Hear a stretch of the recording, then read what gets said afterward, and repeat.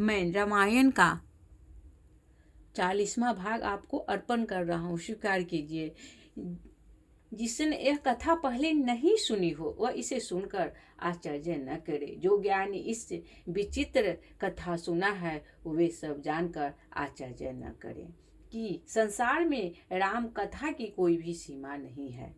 राम कथा अनंत है। उनके मन में ऐसा विश्वास रहता है नाना प्रकार से श्री रामचंद्र जी अवतार हुए हैं और जो 100 करोड़ तथा अपार रामायण है। कल पद भेद के अनुसार श्री हरि के सुंदर चरित्रों को मुनि श्रेष्ठ अनेकों प्रकार से गाया है। हृदय में ऐसा विचार कर संदेह न कीजिए और आदर सहित प्रेम से इस कथा को सुनिए।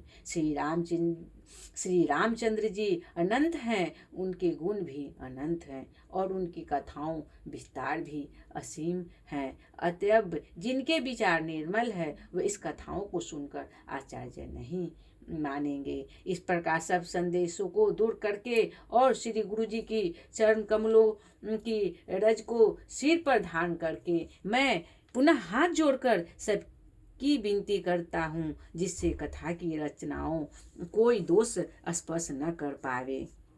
अब मैं आदर पूर्वक श्री श्री शिव जी को सिर नवाकर श्री रामचंद्र जी को गुणों को निर्मल कथा कहता हूँ। श्री हरि चरणों पर सिर रखकर संवत 16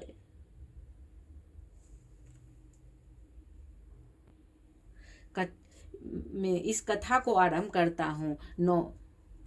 चैत्र मास में नवमी तिथि मंगलवार को श्री अयोध्या जी में यह चरित्र प्रकाशित हुआ। जिस दिन श्री रामचंद्र जी का जन्म होता है, वेद कहते हैं कि उस दिन सारे तीर्थ वहाँ श्री अयोध्या जी में चले गए आते हैं। असुर, नाग, पक्षी, मनुष्य, मुनि और देवता भी अयोध्या जी में आकर श्री रघुनाथ जी को सेवा करते हैं और बुद्धिमान लोग जन्म का महोत्सव मनाते हैं और श्री राम जी की सुंदर कीर्तन गान करते हैं। सज्जनों के बहुत से समूह उस दिन श्री सूर्य जी की पवित्र जल से स्नान करते हैं और हृदय में सुंदर श्याम शरीर श्री रघुनाथ जी को ध्यान करके उनके नाम का जप करते हैं। वेद पुराण कहते हैं कि श्री सूर्य जी का दर्शन, स्पर्श, स्नान और जलपान पापों को हरता है। यह नदी बड़ी ही पवित्र है, इसकी महिमा अनंत है जिसे विमल बुद्धि वाली सरस्वती जी भी नहीं कह सकती। यह शोभायमान अयोध्यापुरी श्री राम जी के परम धाम की देने वाली हैं। सब लोगों को प्रसिद्ध हैं और अनंत पवित्र हैं। जगत में अखंड स्वेदन, उज्जैन और जरायुज 4 खानी प्रकार के अनंत जीव हैं। इसमें जो कोई भी अयोध्या जी में शरीर छोड़ते हैं वे फिर संसार में नहीं आते। जन्म मृत्यु चक्कर से छूटकर भगवान के परम धाम में निवास करते हैं।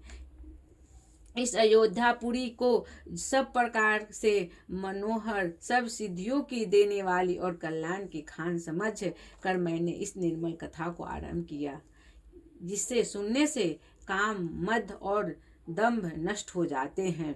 इसका नाम रामचरितमानस है, जिसे कानों से सुनते ही शांति मिलती है। मन रूपी हाथी विषय रूप दानव जल में जल रहा है। यह यदि इस रामचरित्र मानस रूपी सरोवर में आ पड़े तो सुखी हो जाए।